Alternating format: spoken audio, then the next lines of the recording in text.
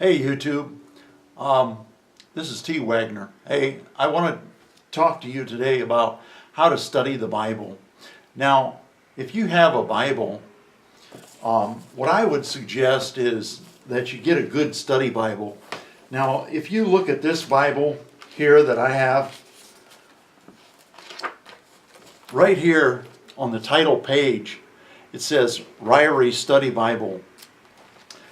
Study Bible has a lot of references in it that will help you in your Bible study. Today I'm going to show you techniques that pastors use to study the Bible. And maybe God will use this to help you in your Christian life. Now, there are very few training videos that are going to show you how a pastor studies.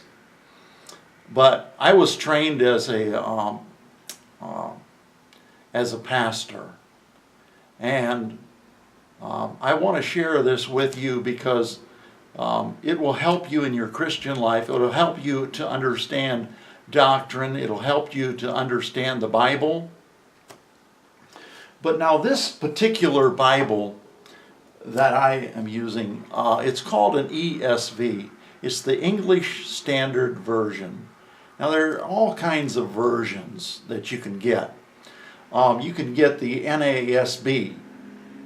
That's this one right here, the New American Standard Bible.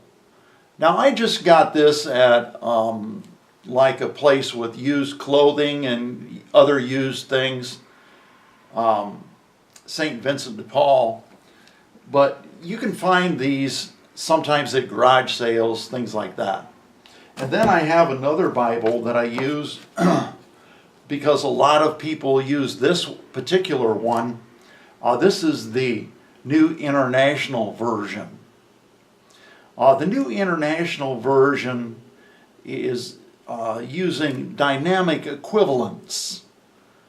In other words, they are translating the original Greek and Hebrew and Aramaic into thoughts rather than translating it word for word. Now, the New American Standard Bible, this one, the NASB, this is more of a literal translation. In other words, they are translating the Greek, Hebrew, and Aramaic languages from the original type of manuscripts. They're translating it into a more of a literal version. But this one is more up to date. It's got more up to date language, and it's not going to look exactly like this. This is a New International Version, and I want to show you this one, the New American Standard. But now there are other versions that are good.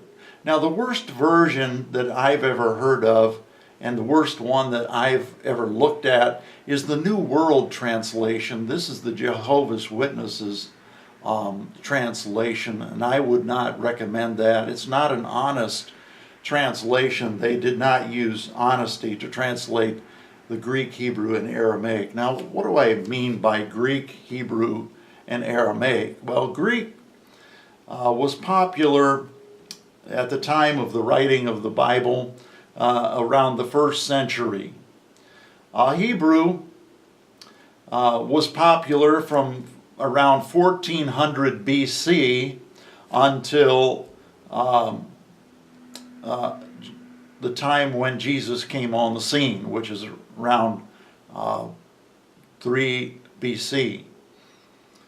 And then also the Aramaic.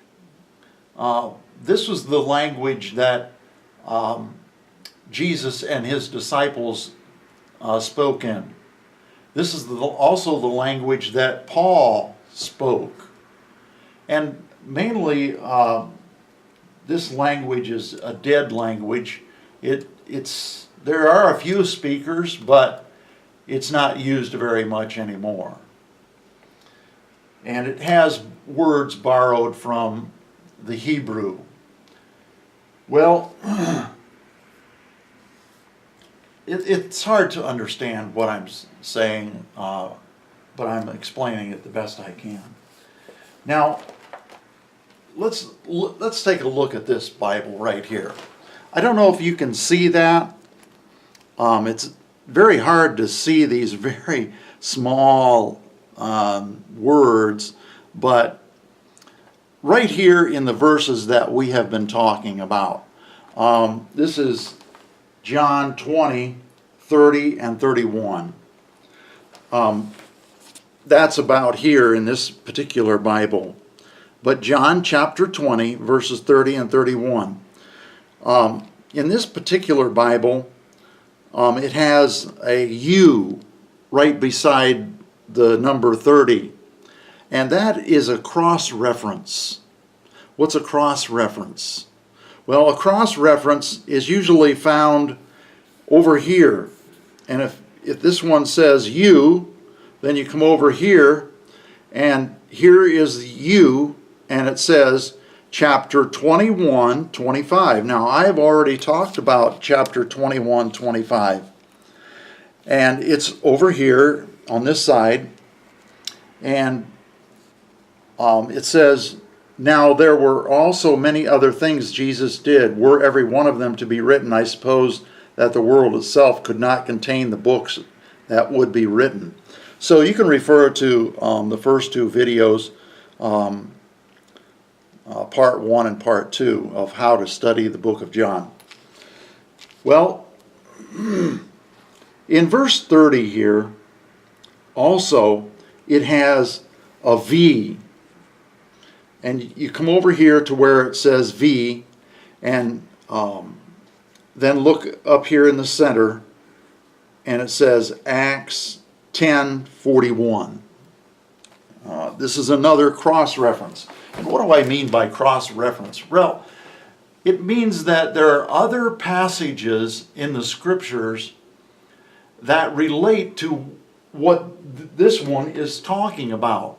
This is chapter 20 and verse 30. See, there are other references in the Bible that have to do with this verse. And it will help you to understand the verse. It'll open up certain parts of the verse. Now, this U beside the number 30, it says, now Jesus did many other signs. So you take just that phrase. What about these other signs? And what about Jesus? Is there anything that is significant about Jesus? Is there anything about the signs that he did? Well, yes, this reference of chapter 21, verse 25 explains the signs a little bit. It says, now there were also many other things that Jesus did. Well, what were they? Well, they were these signs. He also did other miracles that are not recorded in the Bible. All right. Another thing is that when I'm preparing a lesson, I use a notebook. Oh, this is a real cheap notebook. I bought at Walmart, I think for 28 cents, some ridiculous price. Anybody can afford it. It's nothing special. And I referenced in the first two videos of this book right here, Reasons to Believe.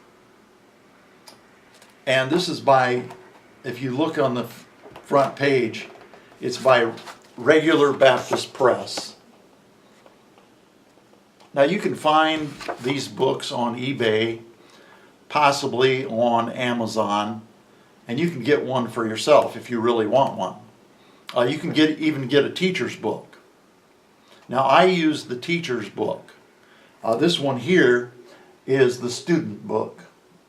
I don't know if it says that on there somewhere. And it'll even tell you in here, like on this page here, it says Alex Bauman, editor. Well, that tells you something. Who is Alex Bauman? Well, he works at Regular Baptist Press. And see, these books, these break the Bible down into easy to understand lessons that anybody can understand. This first lesson that I was talking about is called The Case for Christ. Right? Well, some of the material that I used in my lessons, both of them, part 1 and part 2, are found in this book. I followed the outline of the study of John in that. And then my lessons, both of them were on the introduction of John, the first part of John. And it's just an introduction to the overall chapter and John, and talking about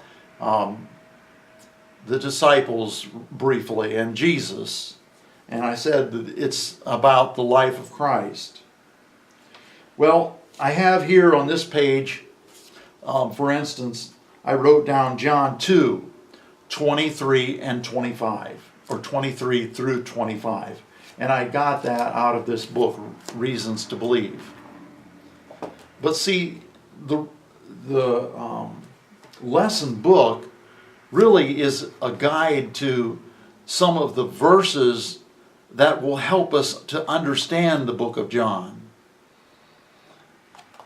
And it points out those verses. And then you can study these verses in your own Bible. And use the cross references, like I said. Also, in this particular Bible, it has down here John 20, 30, and 31. And it has a footnote. It's just like any other book. A footnote is just a footnote, a note of what the verses are about. And here's what it says. John 20, 30, and 31. This is the footnote. John selected only 7 of the many miracles Jesus did.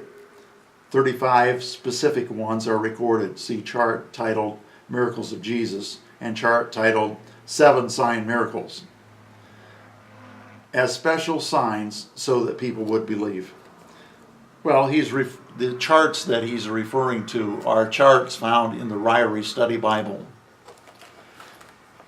All right, now I want to talk about some other things. If there is additional information that I want to look up, I might turn to a commentary. This is a commentary. Again, you can find these on eBay or possibly Amazon. This one is an old one. It's the Liberty Bible Commentary, but it's not so old that it's not like from the 1800s. This is from the 1970s. And probably some information from the 60s. But it's written by qualified men.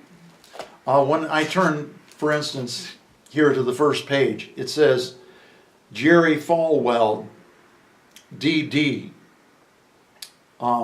He's qualified. He had a doctorate degree. Jerry Falwell passed away some years ago.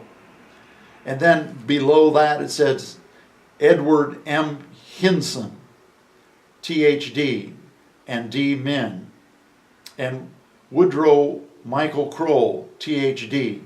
They all have doctorate degrees. They're qualified people. And then when you open it up, it says contributors. I don't know if that's going to be backwards or not. I guess not.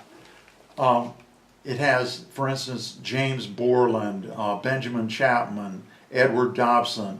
These men have doctorate degrees. They're qualified to make a commentary. And all this commentary is comments about the scriptures. And when I turn, for instance, to John 20, it has not only the commentary, but it's also going to have comments. Let me start over again. It's not only going to have a commentary, but it's going to have the biblical text itself. What do I mean by the biblical text? It has the King James Version in this particular instance. And you can go right to John chapter 20, verses 30 and 31. And maybe you can't see that. I don't know. It's very difficult to tell on a video camera. But it has comments. It says many other signs, for instance, on chapter 20, verse 31. The greatest sign found in the writings of John is the sign of the resurrection. For a detailed description of the importance of this event, see Josh McDowell's Evidence That Demands a Verdict. If you notice, when I was doing the other two videos, I mentioned Evidence That Demands a Verdict by Josh McDowell. I got that probably from this book. And it reminded me that there is further discussions about not only this verse, but the entire book of John in Evidence That Demands a Verdict. And that's a somewhat old book from the 70s and 60s. Well, another thing is that here's another commentary. Matthew Henry's commentary on the whole Bible. Matthew Henry lived during the 1700s.